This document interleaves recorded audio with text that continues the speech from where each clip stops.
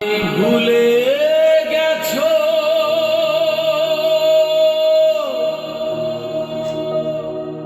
তাতে কোনো দুঃখ নাই, দুঃখ শুধু একটাই বন্ধু, আমায় চিনতে পারো না।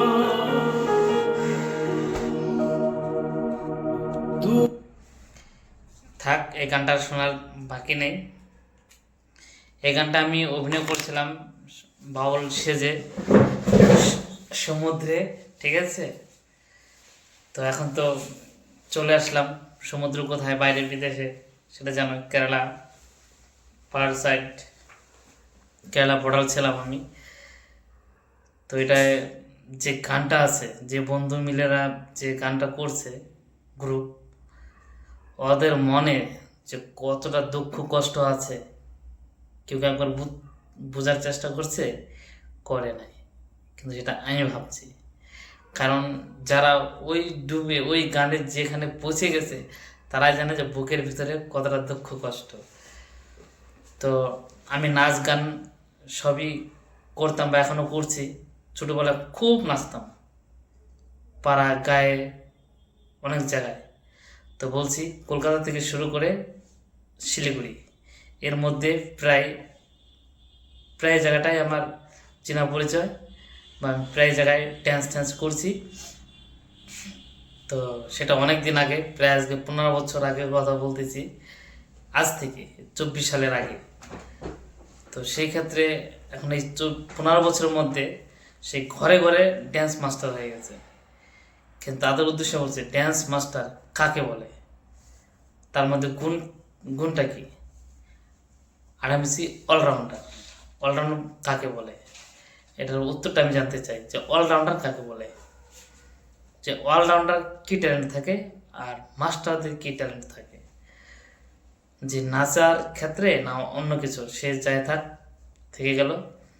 তো আমি এটাই বলতে চাই যে পাগল ছেলে, আমি পেজ খুঁজি, প্লিজ আমাকে একটু সাপোর্ট করো।